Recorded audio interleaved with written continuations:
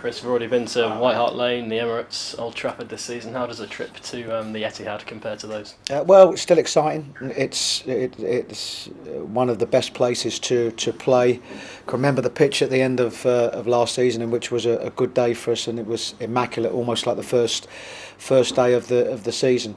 But you're playing against the best, the best players in the division, as you do, of course, when you go to the top clubs, and it's a situation that you always want the players to look forward to.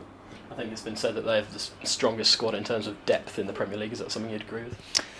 I think it would be close. Yes, I mean you've only got to look at Manchester United changing almost, their whole team the other night. Arsenal and certainly Chelsea, who were very impressive the other night. I think changing all but one of their players. I think it's about whether they've got players fit or not. But yeah, they would be right up there with the top clubs, and of course, it's not only about the players that they have to choose from, but it's about the quality that they've got, and of course that's why they're spoke about in such good terms.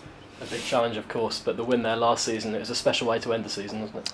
It was, and we were on the back of a very, very good performance against West Brom at home, and ironically, possibly that we can look back at the Man United game at home and perhaps the Arsenal game at home, but arguably the last two games of the season were our two best performances, and certainly going into the West Brom game there was a lot of pressure because there was, at that stage, perhaps 7 teams that could still get drawn into it.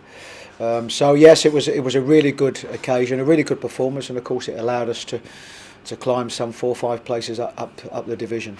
What can it do if you get a result in a game like this where you're not necessarily expected to, even a point or another victory? I mean, how big can that be for the squad? Massive, and you're always looking for pluses and really areas where the team can be motivated, and that can be from a performance.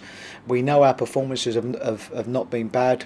We haven't had the points to go with, I think, with our performances and the way that we're playing, but of course that's reality.